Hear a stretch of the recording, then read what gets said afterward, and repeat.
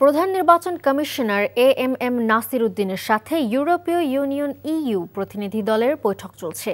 রাজধানীর আগারগাঁওয়ে নির্বাচন ভবনে সকাল 11টায় প্রধান নির্বাচন কমিশনারের সাথে 5 সদস্যের ইইউ প্রতিনিধি দলের বৈঠক শুরু হয়।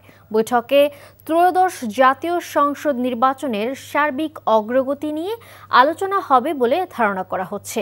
ইউরোপীয় ইউনিয়ন জাতীয় সংসদ নির্বাচনের পর্যবেক্ষক হিসেবে তাদের প্রতিনিধি পাঠানোর আগে সেপ্টেম্বরে প্রাক নির্বাচনী প্রতিনিধি দল পাঠানোর কথা আগেই জানিয়েছিল। তবে নির্বাচনের আগে কী ধরনের সংস্কার হবে সে বিষয়ে ইইউ কোনো পরামর্শ দেবে না বলেও জানানো হয়েছিল ইইউর পক্ষ থেকে। আগারগাঁও নির্বাচন কমিশনে আছেন আমাদের সহকর্মী নিয়ামুল আজিজ সাদেক, সরাসরি যোগ দিচ্ছেন তিনি। সাদেক, বৈঠকে আলোচনা সম্পর্কে এখন পর্যন্ত কি জানতে পেরেছেন জানাবেন।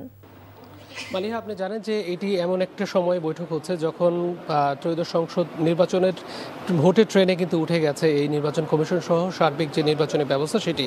আপনাকে জানিয়ে রাখতে চাই যে এর আগে যে ভোটের জন্য যে আনুষঙ্গিক যেগুলো খুবই গুরুত্বপূর্ণ, বিশেষ করে ভোটার তালিকা কিংবা সীমানা পুনর্নির্ধারণ কিংবা এইখানে যে দলগুলো নিবন্ধন, সেগুলো কিন্তু প্রায় চূড়ান্ত পর্যায়ে এসেছে। আগামী 24 তারিখ থেকে শুরু হবে একটি শুনানি, যে শুনানির মাধ্যমে সীমানা পুনর্নির্ধারণ হবে। এর পাশাপাশি যে ভোটার তালিকা সেটিও কিন্তু চূড়ান্ত হচ্ছে। খুব দ্রুত কিন্তু ভোটার যারা রয়েছে সে চূড়ান্ত ভোটার তালিকা তফসিলের আগে জানিয়ে দেওয়া হবে। এমন পরিস্থিতিতে ইইউর যে প্রতিনিধি দল তারা যে পর্যবেক্ষণ করবে জাতীয় সংসদ নির্বাচনটি, সেটি কিন্তু গুরুত্ব বহন করে। তারা এর আগে কিন্তু নির্বাচন কমিশনের সাথে বৈঠক করেছিল এবং বলেছিল যে তাদের কোনো ধরনের আর্থিক প্রণোদনা, আর্থিক সহযোগিতা প্রয়োজন আছে কিনা। সেক্ষেত্রে নির্বাচন কমিশন জানিয়েছিল যে সেটি প্রয়োজন নয়, কিন্তু কারিগরি যে বিষয়গুলো রয়েছে, বিশেষ করে যে প্রশিক্ষণের যে বিষয়গুলো রয়েছে, ভোটারদেরকে সচেতন করার যে বিষয় রয়েছে, সেক্ষেত্রে তারা কিন্তু বড় ধরনের স্টেক হোল্ডার, অংশীদার হিসেবে কাজ করবে বলে জানিয়েছে।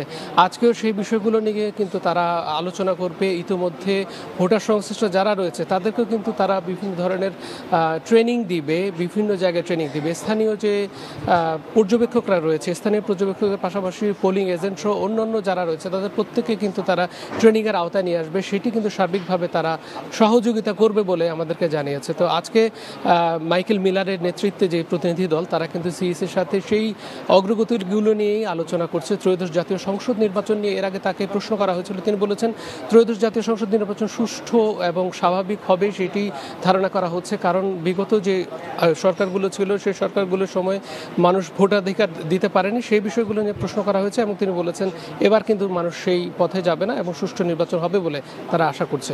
তো এখন পর্যন্ত বৈঠক চলছে, কি হবে সেটি জানিয়ে দেওয়ার চেষ্টা করব পরবর্তীতে। বান্ডেল থাকলে প্রতি সেনমানিতে টাকা বাঁচবে। বিকাশ সেনমানি বান্ডেল কিনে জিতুন প্রতি লেনদেনে।